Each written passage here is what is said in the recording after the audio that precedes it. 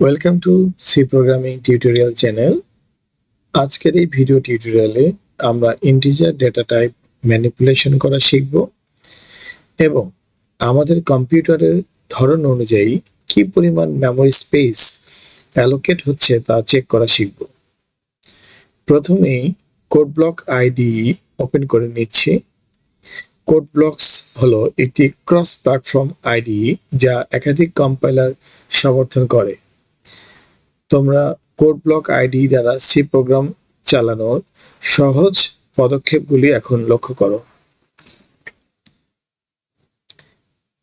একটি নতুন প্রোগ্রাম লিখবার জন্য ফাইল মেনুতে যেয়ে এমটি ফাইল অপশনে ক্লিক করে নিলাম, অথবা তোমরা টুলবারে নিউ ফাইল অপশনেও ক্লিক করতে পারো। সেখান থেকেও তোমরা এমটি ফাইলে ক্লিক করতে পারো। এরপর শুরুতেই ফাইলটি সেভ করবার জন্য সেভ বাটনে ক্লিক করলাম। ফাইলটির নাম দিলাম integer.c। .c অবশ্যই ফাইলের নামের সাথে দিতে হবে, তা না হলে সি কম্পাইলার এটিকে সি প্রোগ্রামিং এর সোর্স কোড হিসেবে বিবেচনা করবে না। তোমরা ফাইলটি শুরুতেই সেভ করার একটি সুবিধা পাবে, আর তা হলো রিজার্ভ কিওয়ার্ডগুলো কালার কোড অনুযায়ী দেখাবে এবং তখন তুমি বুঝতে পারবে যে তোমার টাইপিংয়ে কোনো ভুল হচ্ছে কিনা অথবা তুমি কোনো স্পেলিং মিস্টেক করছো কিনা। এখন সি প্রোগ্রামিং এর নিয়ম অনুযায়ী ইনক্লুড স্টেটমেন্টটি লিখলাম।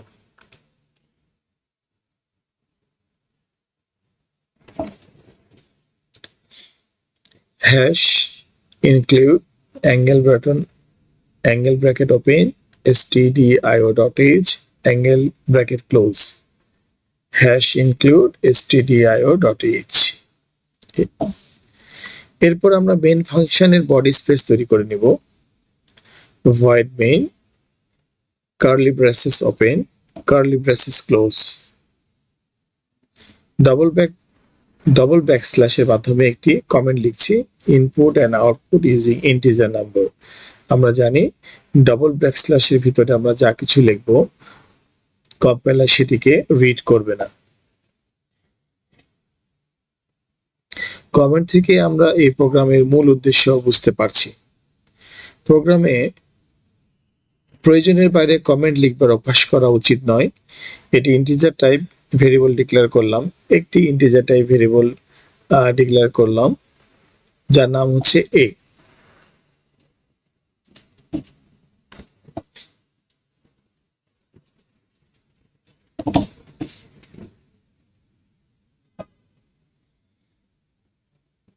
আমরা দেখতে পাচ্ছি int representing integer number, integer data type. A is the name of the variable.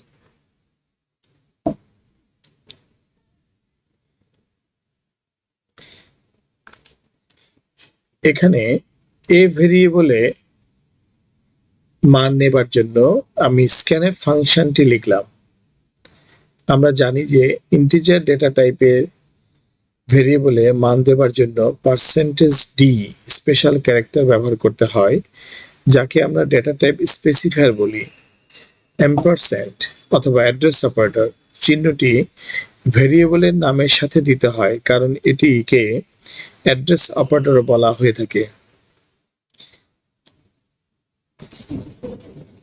আমরা স্ক্রিনে দেখতে পাচ্ছি scanf %d, $a।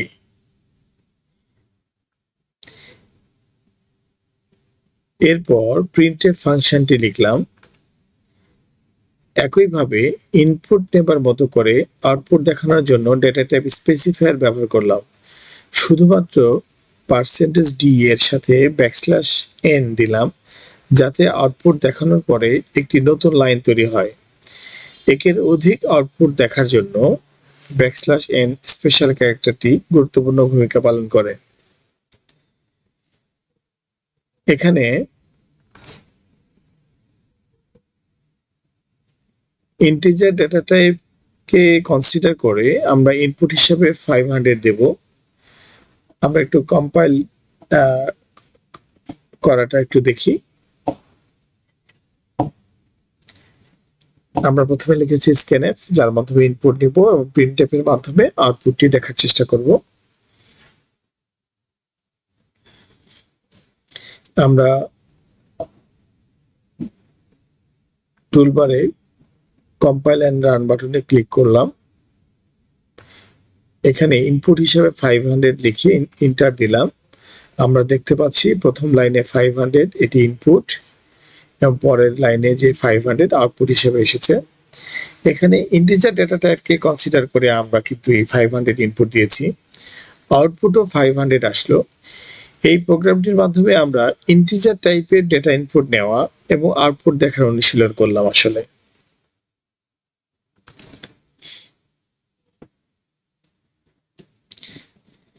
এখন আউটপুটটির একটু আমরা পরিবর্তন আনার চেষ্টা করি। এখন আউটপুটটিতে আমরা একটু পরিবর্তন আনছি। প্রিন্টএফ এর ইনভার্টেড কমার ভিতরে আমরা %d পূর্বে আউটপুট কোলন লিখেছি, তারপরে %d ব্যাকস্ল্যাশ n। %d স্থলে একটি ইন্টিজার ভ্যালু আসবে, যা কিনা কমার পরে যে ভেরিয়েবলটি আছে তার থেকে মানটি স্থানান্তরিত হবে। ব্যাকস্ল্যাশ n তো স্পেশাল ক্যারেক্টার, আমরা জানি, যা নিউ লাইন ক্রিয়েট করে। তাহলে আমরা এখানে প্রিন্টএফ এ কি করলাম, আসলে আমরা একটু ফরম্যাট করলাম, ফরম্যাটেড আউটপুট দেখার চেষ্টা করলাম। কিরকম? এটা নিউ ফরম্যাট আউটপুট কোলন তারপরে ভ্যালুটি আসবে। দ্যাট মিন্স আমি আশা করছি আমি যদি ইনপুট 500 দেই তাহলে আমার আউটপুটটি দেখাবে এভাবে, আউটপুট 500। আমরা ইনভার্টেড কমার ভিতরে যা লিখবো আউটপুটে আসলে তাই দেখতে পাবো। তো আমরা একটু কম্পাইল করে দেখি। টুলবারে কম্পাইল এন্ড রান বাটনে ক্লিক করলাম, ইনপুট 500 দিলাম, আমরা আউটপুটে কিন্তু আউটপুট কোলন 500 দেখতে পাচ্ছি। আমরা যে কম্পিউটার ব্যবহার করছি সেখানে ডেটা টাইপ ঠিক কত বাইট মেমোরি ব্যবহার করছে যা তা বোঝার জন্য একটি প্রিন্টএফ ফাংশনের মাধ্যমে sizeof ফাংশনটি কল করব। তো আমরা দেখে নিচ্ছি কি করি। আমরা এখানে যে প্রিন্টএফ ফাংশনটি ব্যবহার করেছিলাম তাতে লিখেছিলাম আউটপুট কোলন, তারপরে আমরা আউটপুটটি দেখার চেষ্টা করেছিলাম এই ভেরিয়েবলের মাধ্যমে। এবার আরেকটি প্রিন্টএফ ফাংশন লিখছি, প্রিন্টএফ ইনভার্টেড কমার মধ্যে লিখছি সাইজ অফ ইন্টিজার। ইনভার্টেড কমার মধ্যে আমরা যা লিখবো দুইটা কমার মধ্যে তা দেখাবে আউটপুটে, কোলন। আমরা লিখলাম কমার পরে আমরা লিখলাম size of A. That means size of is a built in function, যে কিনা একটি ভেরিয়েবলের, ইন্টিজার ভেরিয়েবলের অথবা ফ্লোট ভেরিয়েবলের অথবা কোন একটি ভেরিয়েবলের যার একটি ডাটা টাইপ আছে, সে ডাটা টাইপ কি পরিমাণ মেমোরি স্পেস অ্যালোকেট করে, মেমোরিতে কি পরিমাণ জায়গা নেয়, সেটি আউটপুটে প্রদর্শন করতে পারে। তো আমরা প্রিন্টএফ এর মাধ্যমে সেই সাইজ অফ অপারেটরকে কল করেছি। অ্যাকচুয়ালি আমরা দেখতে চাচ্ছি যে এই ভেরিয়েবলের সাইজ কত দেখায় এই কম্পিউটারে। এটি কিন্তু কম্পিউটার টু কম্পিউটার ভেরি করবে, যা আমরা পূর্ববর্তী টিউটোরিয়ালে দেখেছি। আমরা একটু কম্পাইল এন্ড রান করে দেখি।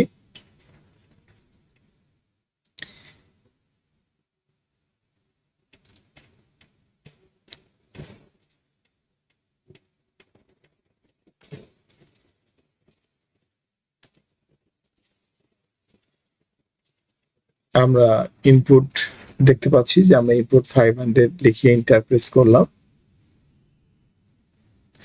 আউটপুট 500 আসছে, কিন্তু তৃতীয় লাইনে সাইজ অফ ইন্টিজার কোলন দেওয়ার পরে কোনো মান আসেনি।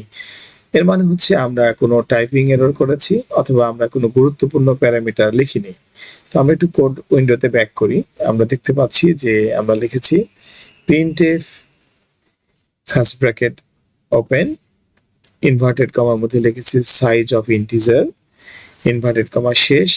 এর মানে কি? এর মানে হচ্ছে এটাতে স্ট্রিং এভাবে প্রিন্ট হবে, কিন্তু এখানে কোনো ভ্যালু পাস করিনি।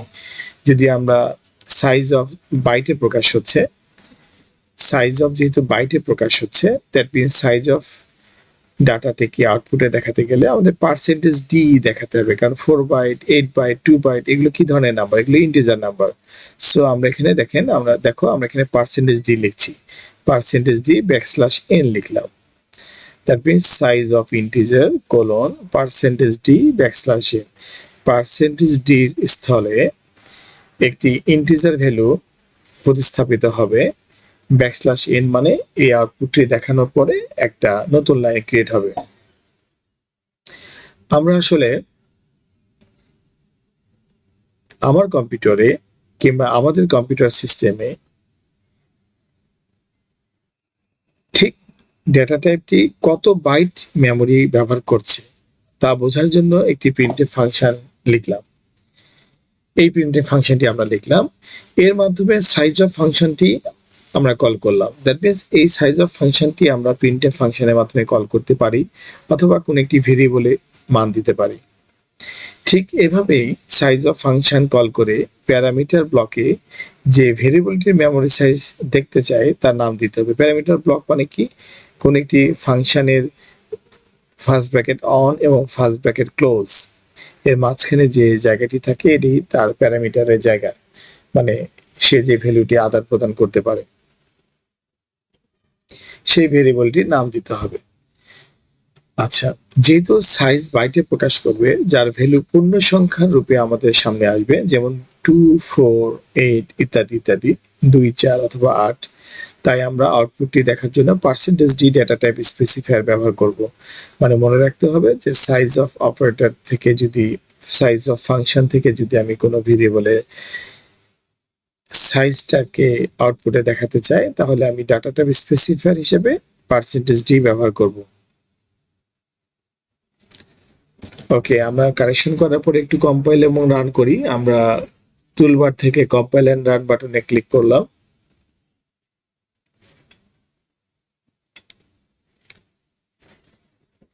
আমরা একটু দেখে নিচ্ছি।